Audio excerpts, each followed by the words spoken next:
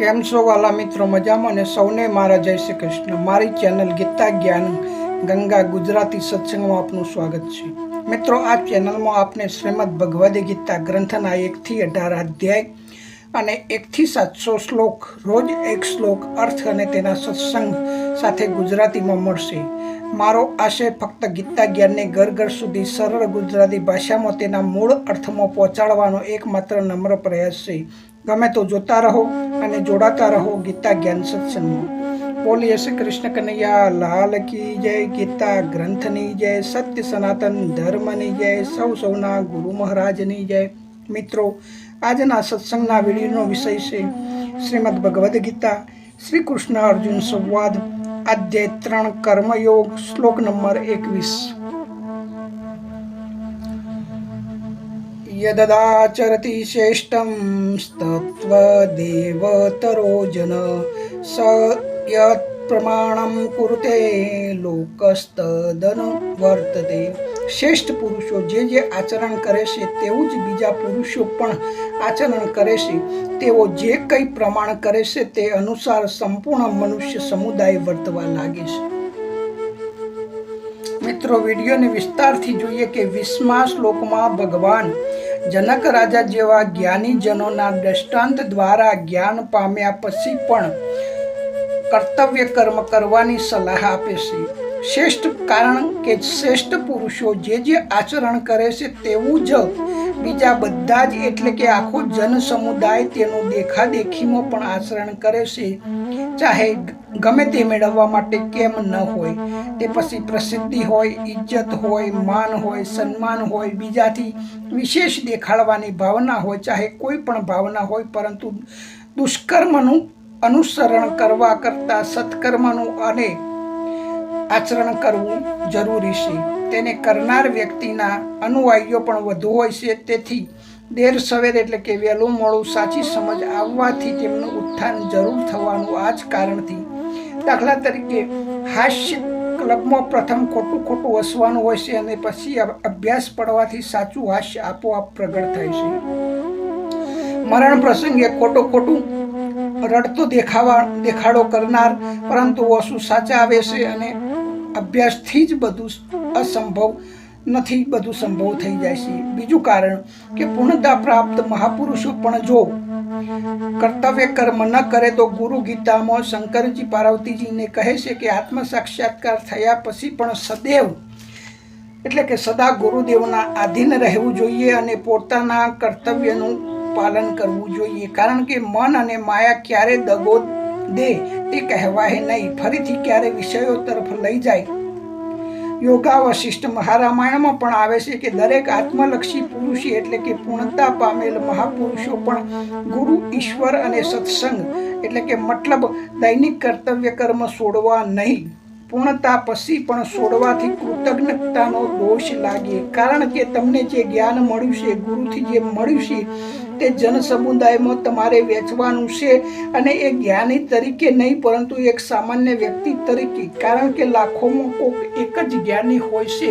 એટલે કે જ્ઞાન થયા પછી તમારે જ્ઞાનીના જેમ વર્તવાનું નથી પરંતુ એક સામાન્ય સંસારીના જેમ ધીમે ધીમે જ્ઞાન સુધી પહોંચાડવાનું છે. એ રીતે તમારે તેને વર્તવાનું છે. તમારે એવું નથી કહેવાનું કે ભાઈ આ દેવી દેવતા પૂજવાની કોઈ જરૂર નથી, હોમ હવન કરવાની કોઈ જરૂર નથી, વ્રત ઉપવાસ કરવાની કોઈ જરૂર નથી, સીધા જ્ઞાન પ્રાપ્તિથી સીધું જ્ઞાન થાય છે, આની કોઈ જરૂર નથી. પરંતુ મિત્રો, એ જ્ઞાન જે સૂક્ષ્મ બુદ્ધિવાળા વ્યક્તિ માટે છે, સામાન્ય વ્યક્તિ માટે તો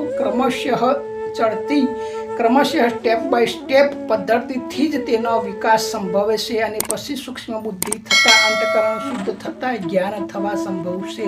માત્ર મિત્રો, જ્ઞાનીજનોએ ભગવાન અહીં એટલા માટે જ કહે છે જેમ ન્યાયાધીશ, વકીલ, પોલીસ આ સોકડ સમાજના નીતિ નિયમો માટે રચાયેલી છે.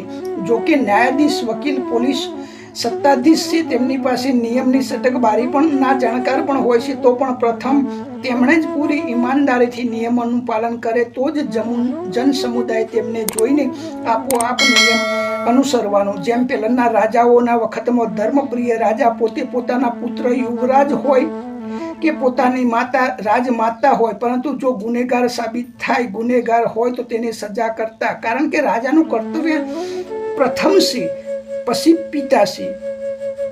આ જ કારણથી તે આદર પામતા.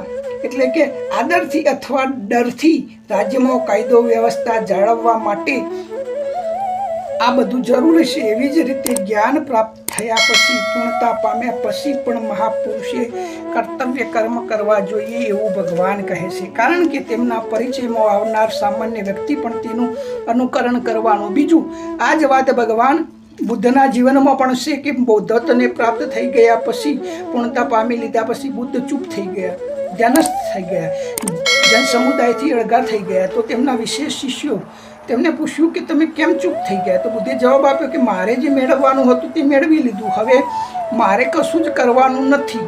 પછી બીજું કે જે અધિકારી હશે એ મારા સાનિધ્યમાં આવવા માત્રથી તેને ફળ મળી જવાનું, અને ફાલતુ જે વ્યક્તિ છે જેના આગળ બકવાસ કરવાથી પણ કોઈ અર્થ સરવાળો નથી, એવા માટે મારે બોલીને પણ શું કરવાનું, એટલા માટે ચૂપ થઈ ગયો.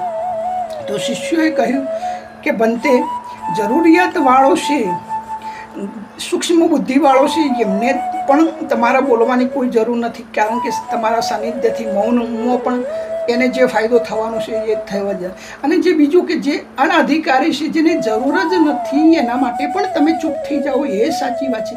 પરંતુ જે વચ્ચેના વ્યક્તિઓ છે, જેમ અમીરને ગમે તેટલી મોંઘવારી નડતી નથી, કારણ કે એ અઢળક સંપત્તિ છે, તે કેપેબલ છે, અને એકદમ ગરીબ લેવલને પણ મોંઘવારી નડતી નથી, કારણ કે તેની જરૂરિયાતો ઓછી છે અને તેની પાસે સંપત્તિ નથી.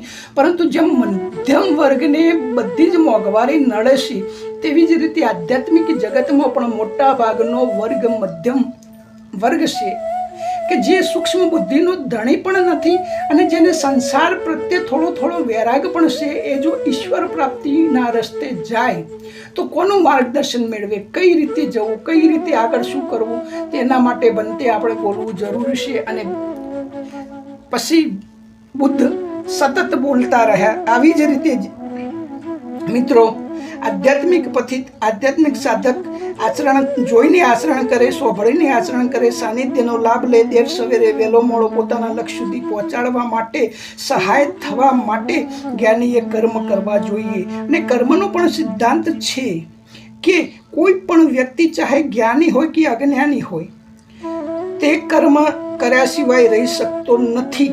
તો જ્ઞાનીએ પણ આ રીતે કર્તવ્ય કર્મ કરવા જોઈએ, અને તેને કૃતજ્ઞાનનો દોષ ન લાગે.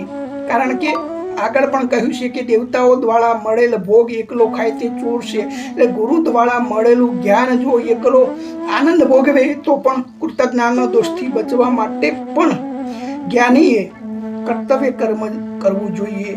મિત્રો, આવું ભગવાન કહે છે. આગળના વિડીયોમાં ભગવાન વિશેષ કહેશે. ત્યાં સુધી સૌને જય શ્રી કૃષ્ણ, જય હિન્દ, જય ભારત, જય માતાજી.